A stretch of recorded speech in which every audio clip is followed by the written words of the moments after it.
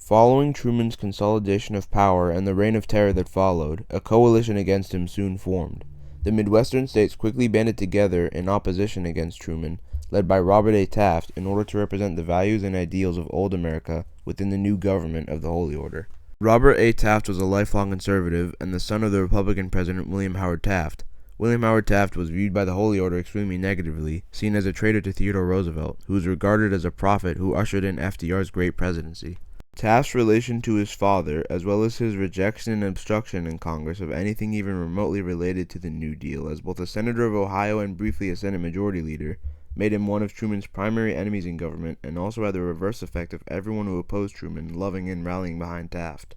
On June 3, 1946, the anti-Rooseveltian coalition, which made up of 11 states comprising of Ohio, Michigan, Indiana, Wisconsin, Illinois, Minnesota, Iowa, Missouri, North Dakota, South Dakota, and Nebraska, all declared independence, forming the Free States of America, with Chicago as their capital.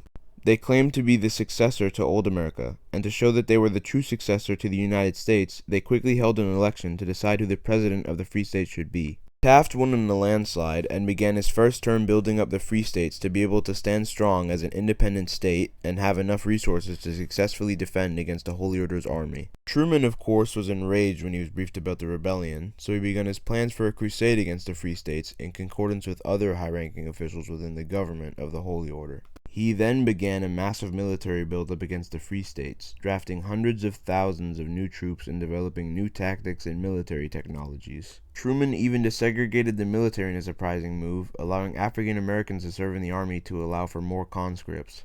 However, Asian American men were still exempt from serving in the Holy Order's military. On August 16th, Grand Regent Truman officially ordered the invasion of the Free States, beginning the First Midwestern Crusade. The Free States had of course expected the invasion by the Holy Order, and built up defenses along the Ohio and Mississippi rivers to stop any attempt at a Rooseveltian invasion. The massive war support among the citizens of the Free States and an arms donation from Canada gave them all the resources they needed to have a fighting chance against Rooseveltia. However, they were not prepared whatsoever for the fact that the Holy Order had their soldiers shot up on drugs. The invasion began in the east along the Ohio-Pennsylvania border as Holy Order troops began pushing into Ohio, while troops in the south attempted to cross the Ohio River by besieging the heavily fortified city of Cincinnati. The Free States tried to hold the line until the last man, but the drugged-up Rooseveltian soldiers and the Rooseveltian doctrine of no retreating meant that the Holy Order was on the winning side. Cincinnati would fall after 2 weeks of non-stop artillery attacks, bombing raids, and battles, allowing Rooseveltia to cross the Ohio River, with the state of Ohio itself falling soon after, as Rooseveltian soldiers marched into Michigan and Indiana. Michigan fell soon after. However, there were small holdouts in the north of the state, such as the cities of Ann Arbor, Detroit, Lansing, and Saginaw. The entire army of the Free States were stationed in Michigan, so if the state fell, then the rest of the Free States were doomed to subjugation and harsh punishment. However, it seemed that a miracle had fell within Mackinac City. The FSA army in Michigan made a last stand in the northmost point of the peninsula in Mackinac City. There they fought to the very end as civilians, government officials, and higher-ups within the military evacuated either by ferry or the recently constructed Mackinac Bridge. This battle would later go down as the Battle of Mackinac City. In an attempt to prevent the Holy Order from using the bridge to cross into the Upper Peninsula and continue the assault, thousands of soldiers gave up their lives in order to stop the Holy Order's advance and blow up the bridge. This would be called the Battle of Mackinac Bridge, with a concurrent battle occurring between the navies of the FSA and the Holy Order, which was named the Battle of the Straits of Mackinac.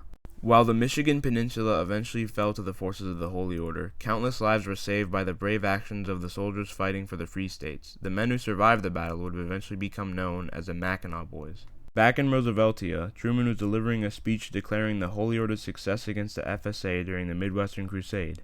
During this speech, Truman had a brush with death when an improvised explosive device went off. Luckily for Truman, the bomb failed to kill him and the culprit behind the attack was quickly identified and arrested. It was assumed at first that this attack was orchestrated by the FSA. However, it quickly became clear that this was the work of Thomas E. Dewey in his own crusade against the Holy Order, who was leading a rebellion in the state of New York.